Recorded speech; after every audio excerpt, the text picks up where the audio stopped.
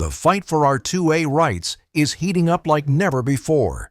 Missouri is leading the charge against federal overreach. The state passed the Second Amendment Preservation Act to shield its citizens from unconstitutional federal gun laws. But in a shocking 8-1 decision, the Supreme Court denied Missouri's request for emergency protections, leaving the future of this landmark law hanging in the balance. In this video, we'll talk about Missouri's courageous defense of the Second Amendment, the legal hurdles it's facing, and how this battle could reshape the fight for gun rights across America. Missouri's law stands strong as the state is committed to protecting the constitutional rights of its people.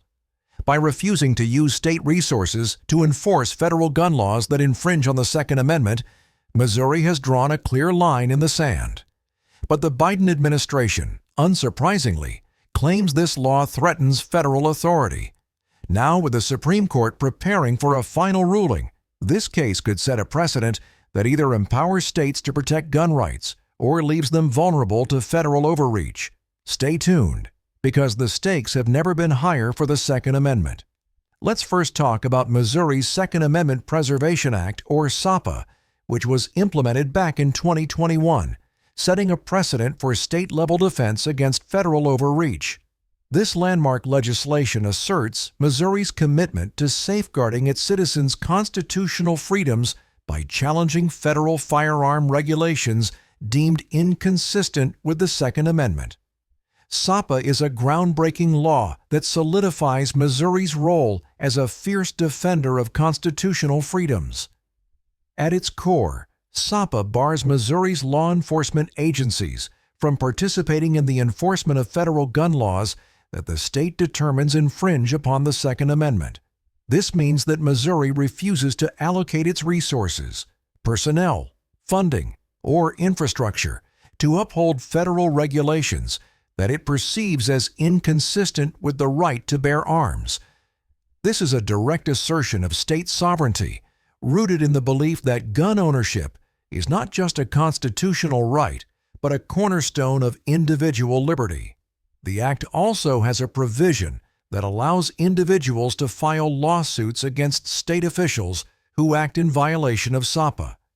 If a Missouri law enforcement officer collaborates with federal agencies to enforce gun laws deemed unconstitutional, that officer can be taken to court by a private citizen. This shifts accountability directly into the hands of the people, ensuring that those entrusted with protecting constitutional rights adhere to Missouri's interpretation of those rights. In essence, SAPA transforms every law-abiding citizen into a guardian of the Second Amendment, reinforcing a system where public servants answer to the people they serve. This legal framework carries another critical implication. It guarantees that Missouri's resources are exclusively devoted to upholding the values and liberties enshrined in the U.S. Constitution and reinforced by the state's governing principles. Federal mandates, no matter how sweeping, cannot compel Missouri to compromise its citizens' rights by co-opting its law enforcement apparatus. This strategic refusal to collaborate with federal agencies in enforcing contested gun laws sends a clear message. Missouri stands resolute in preserving its autonomy and defending the Second Amendment against federal overreach. By implementing SAPA, Missouri also challenges the federal government's reliance on state cooperation to implement its policies. This forces the federal government to expend its own resources if it wishes to enforce controversial gun laws, effectively making Missouri a sanctuary for gun rights. This approach not only strengthens the state's self-determination, but also serves as a model for other states looking to protect their citizens from federal policies that may overstep constitutional boundaries. SAPA is no ordinary piece of legislation.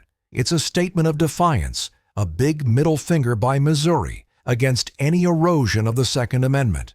The enactment of SAPA also shows the state's dedication to upholding the 10th Amendment, which reserves powers not delegated to the federal government to the states or the people. By invoking this amendment, Missouri asserts its sovereignty in matters concerning the regulation of firearms, emphasizing the state's role in protecting individual liberties against federal encroachment. The passage of SAPA also highlights the growing tensions between states that champion Second Amendment rights and federal initiatives aimed at imposing stricter gun control measures. Missouri's proactive stance serves as a beacon for other states seeking to preserve their residents' constitutional rights amidst an evolving national discourse on gun legislation. The federal government's response to SAPA was swift and assertive. The Biden administration filed a lawsuit challenging the constitutionality of the act, arguing that it undermines federal authority and disrupts the uniform enforcement of national firearm regulations. This legal confrontation underscores the ongoing debate over the balance of power between state sovereignty and federal oversight, particularly in areas as contentious as gun control. Missouri's unwavering commitment to defending the Second Amendment through SAPA has ignited a significant legal battle with the federal government. This confrontation not only underscores the state's dedication to protecting individual liberties, but also sets the stage for a broader discussion on the limits of federal power and the rights of states to govern in accordance with their constituents' values. As Missouri stands firm in its resolve, the ensuing legal challenges and court decisions will play a pivotal role in determining the future of SAPA and its implications for state-federal relations in the realm of gun legislation. This bold act by Missouri was always destined for a legal showdown, and the Biden administration wasted no time in mounting a challenge. Their argument is that it violates the Constitution's Supremacy Clause, which establishes federal law as the supreme law of the land. The administration claimed that by refusing to cooperate with federal gun control measures, Missouri had overstepped its boundaries and disrupted national enforcement efforts. But this wasn't just a debate about gun laws. It was a battle over state sovereignty and the limits of federal authority. The federal government's case argued that SAPA created obstacles for federal law enforcement by barring Missouri agencies from assisting in the enforcement of federal gun regulations. Officials expressed concerns that this refusal undermined the federal government's ability to maintain uniformity in firearm laws across states. These claims laid the groundwork for a legal clash that would ultimately challenge the balance of power between state and federal governments. In district court, the Biden administration found an early victory. The court struck down SAPA, declaring the law unconstitutional in its entirety. Federal Judge Brian C. Wimes ruled that Missouri's attempt to invalidate federal laws and prohibit enforcement by state agencies directly conflicted with the Supremacy Clause. This decision framed SAPA as a direct challenge to the federal government's authority to enforce laws nationwide, painting Missouri's effort as an act of defiance. This ruling isn't just a setback for Missouri. It's a warning shot aimed at every American who cherishes their God-given rights. Judge Brian C. Wimes' decision to strike down Missouri's Second Amendment Preservation Act is more than a legal defeat. It's a declaration of war on the very principles that built this nation. A great analogy to compare Missouri's fight under the 10th Amendment against Biden's reliance on the Supremacy Clause is the classic tug-of-war between a parent and an adult child. Imagine the federal government as an overbearing, senile parent, asserting that its rules must govern the household no matter what. Missouri, as the freedom-loving offspring, has long grown up, is now middle-aged, has moved out, and set up its own house, living by its own values and priorities. The 10th Amendment is like Missouri's deed to its home, affirming its right to self-governance and to make decisions that serve its people. The Supremacy Clause, on the other hand, is the parent waving an old family rule book, insisting that their rules still apply because they claim authority over the entire family. The conflict arises when the parent demands the child abide by rules that clash with the household the offspring has built. Missouri argues, "I'll respect the Constitution, but I'm not obligated to enforce rules that undermine my home's values. The federal government replies, "You don't get to pick and choose. I make the rules for everyone." This analogy shows the core issue. Is the state a dependent branch of the federal government, or does it have the authority to govern itself as long as it doesn't break the Constitution? Like the adult offspring asserting independence, Missouri's stand is a natural defense of autonomy, while the federal government's insistence reflects a push for centralized control. SAPA wasn't just a law, it was a promise to every Missourian that their state government wouldn't simply stand by while unelected bureaucrats in Washington dictated how they could exercise their Second Amendment rights. It was a shield, crafted to defend the liberties enshrined in the Constitution. And what did the district court call it? Defiance. But isn't that what the Founding Fathers intended? They were defiant too. Defiant against the overreach of a distant authority that thought it could dictate every aspect of their lives. The decision to strike down SAPA isn't about invalidating federal laws. It's about tearing apart the delicate balance between state sovereignty and federal power. The 10th Amendment was written precisely for moments like this, to give states the power to protect their citizens when the federal government oversteps. Missouri didn't act out of rebellion. It acted out of duty, its duty to preserve the freedoms of its people. The court's ruling takes that noble act and paints it as a crime, choosing to elevate federal dominance over constitutional balance. This isn't just a blow to Missouri, it's a blow to every American who values liberty. If the federal government can bully one state into submission, what's stopping them from dismantling the rights of others? It's like watching a dam crack, knowing that if the foundation gives way, the flood will wash away every safeguard we've built. Missouri tried to be the bulwark against that flood, and instead of celebrating their courage, the courts condemned it. But this fight is far from over.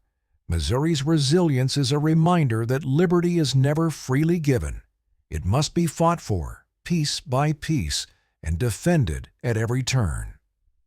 State officials quickly filed an appeal with the Eighth Circuit, armed with compelling arguments about the federal government's lack of standing in this case.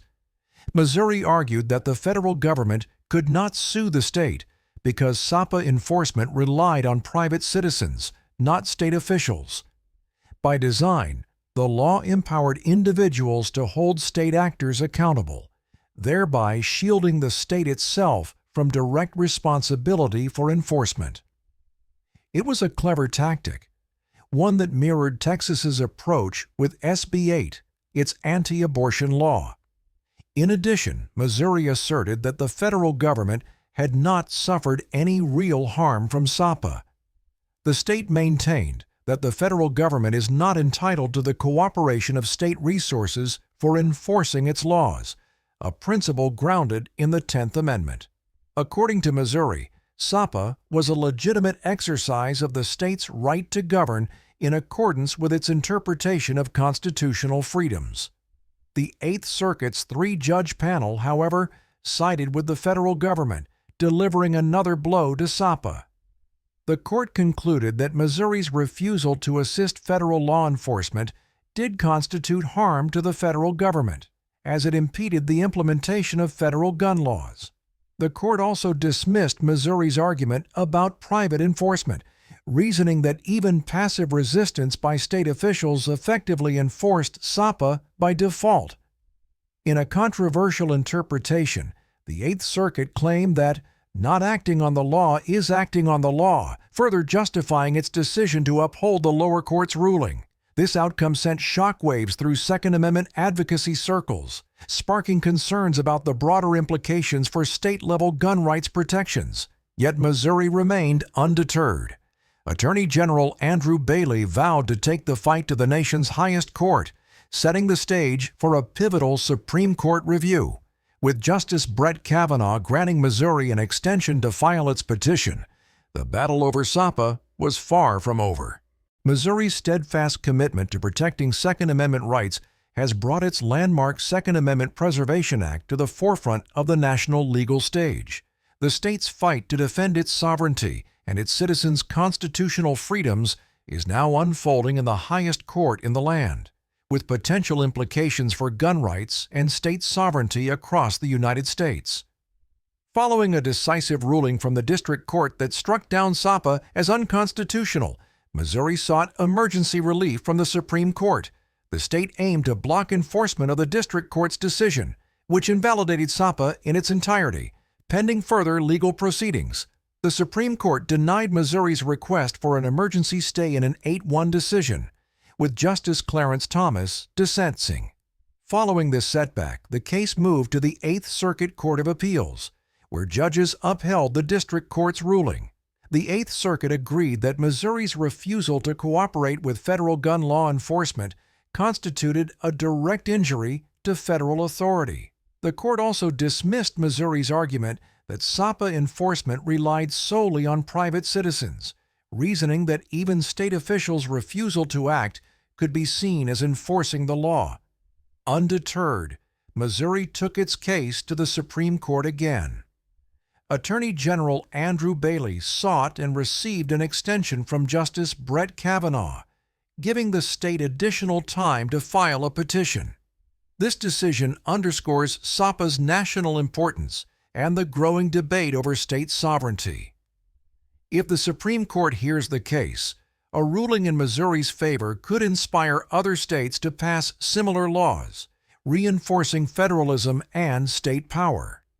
On the other hand, a decision against SAPA could expand federal authority, limiting states' ability to challenge laws they see as unconstitutional. And regrettably, that's all we have for now. The Show Me State's bold fight for the Second Amendment has become a defining battle over state sovereignty and federal authority. From SAPA's groundbreaking provisions to its legal challenges in district court, the Eighth Circuit, and now the Supreme Court, the stakes couldn't be higher. This case could set a precedent empowering states to protect constitutional rights or cementing federal dominance over state laws. But what do you think about Missouri's stand and the implications of this fight? Let us know in the comments. Don't forget to like, share, subscribe, and click the bell icon so you don't miss updates on this critical battle for liberty.